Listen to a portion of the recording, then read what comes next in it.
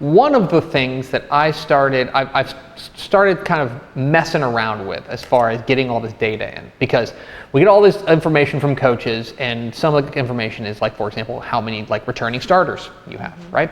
And I'm trying to come up with a metric, me being a dum-dum, but somebody who does have Excel, trying to come up with a metric of seeing if we can project out the best offenses in Texas high school football moving into 2024. Now, I am not naive to believe that I have got this figured out, okay? Okay. I'm not, because I think there's a lot of different variables, and especially a realignment year with things changing and things moving around, there's a lot of different things and different schedules coming out. There's a lot of different things that can change. Plus you add in things like injuries, you add in things like transfers, you add in things like coaching changes, scheme changes, etc. There will be some team, we've talked about the most improved offenses in Texas high school football before, there will be some team that we never saw coming that will have one of the best offenses in Texas high school football. That's just a fact. It happens every year. But what I wanted to do was take a look at a couple different metrics and see if we can smush them together and make some projections here in April as to which Texas high school football offenses are going to lead the way in 2024. So, first things first, we're going to take this at a very basic level. Let's take a look at which teams in each UIL 11 main classification scored the most points last year. The best offenses in Texas high school football from a scoring average perspective. In 6A, you see Willis, 54, nearly 55 points a game. 5A was Alamo Heights, was the best offense in Texas, or in Texas. In 4A, Monahans averaged 51.3 points per game, just edging out the two state finalists in 4A Division II in Gilmer and Belleville.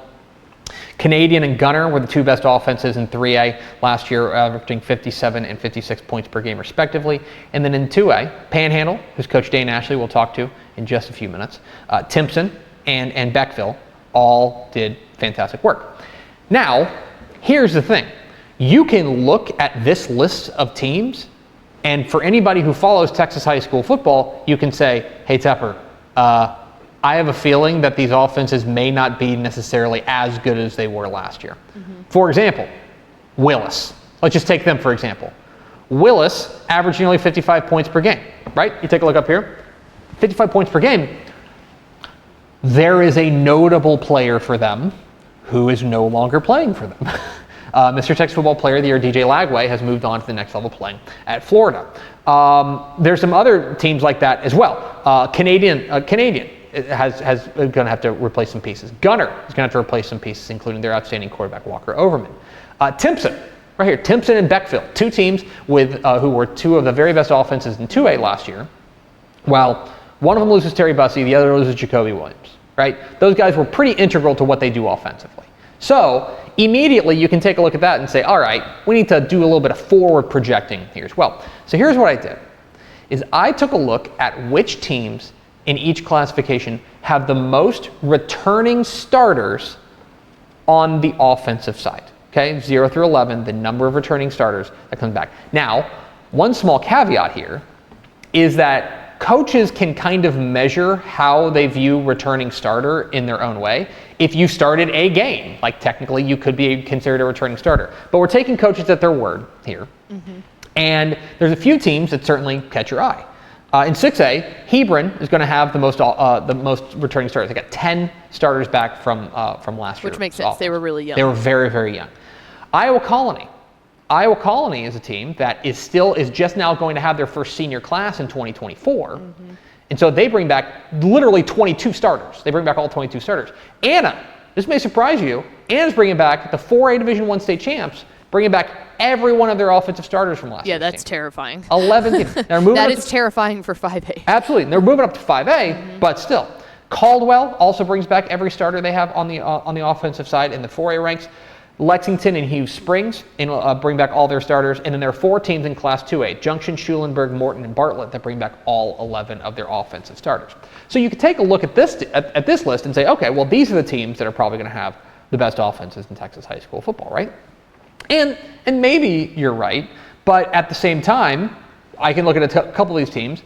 Aldi Nimitz, their offense last year wasn't all that great. Do bring back 9 starters, but not necessarily, a world beater. I know Bartlett really struggled offensively. Bringing back 11 starters is good. You would prefer that to 0. Right. But they're also starting from a place where they've got to make some significant improvements offensively. And so here's what I did, and this is admittedly non-scientific. Welcome to Math Tuesday. Math Tuesday. This, admittedly non-scientific.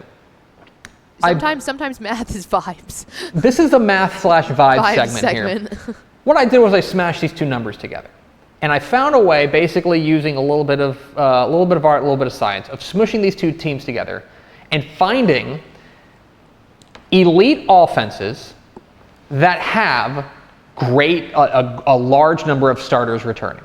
And here are, right now, here on April 30th, my projections for the best all high school offenses in the state of Texas. And I think you can see the method to my madness here. Okay, you look at 6A. Civil of Steel scored 40.1 points 40.7 points per game last year, 9 starters back. Okay, so a lot of the offense they had last year is coming back, including guys like Chad Warner and Jalen Cooper. They're going to be very good. Euless Trinity and Galena Park North Shore as well. Outstanding offenses last year, 43 plus points per game, 8 starters back. We think their offenses are going to be pretty good. We can project that out right now. In 5A, Anna. Anna's offense was good last year. It wasn't spectacular. It wasn't averaging 50 points per game. But when you bring back all 11 starters and you get 38 points per game, pretty good. El Paso del Valle is another team, right? 43.9 points per game, 9 starters back. Corpus Christi Miller was outstanding, 57.5 points per game, I think like 2nd or 3rd in all of Texas high school football, and they bring back 8 starters. Lampasas in the 4A ranks. That was a 40 point per game team, bring back 9 starters offensively. Graham's in that same boat as well. Really good offense, a lot coming back. Malakoff in 3A. Malakoff does lose some key pieces. They lose some key pieces they have to replace. But they bring back 8 total starters from a team that averaged nearly 50 points per game. I'm pretty bullish on them in 3A. And then in 2A, I look at, if you were to ask me right now, sports gun to my head, which UIL 11-man team will lead Texas high school football in scoring next year? Panhandle's my pick. Yeah, seems okay. 53, feels good. Nearly 54 points per game, all but 1 starter coming back on the offensive side. Their offense is going to hump. Mount Enterprise and Axtell not far behind them as well. So essentially, this is, again, a little bit of art and a little bit of science here. The numbers here, I think, are sound. They bear out that you look historically, great offenses that bring back a lot of experience tend to make another leap. These are the teams that I think are primed to continue that trajectory and perhaps even have the best offenses in Texas high school football in 2024. Now again, some of these teams, let's take Anna for example. Anna's got 11 starters coming back.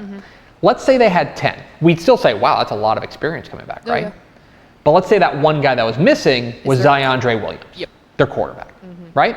At that point you'd say, maybe things you think differently. So right, this is Timpson's a great example of that. Timpson has a lot of people coming back, but guess what? It's not Mr. Football himself, Terry Bussey. Yeah, they don't bring back Terry Bussey. Willis has a lot coming back too, but they don't have DJ Lagway. So this is based purely on the statistics and purely on the numbers, and there's going to be a lot of nuance in between it, which is probably why you should pick up a 2024 summer edition of Dave Campbell's Texas Football by going to texasfootball.com/subscribe.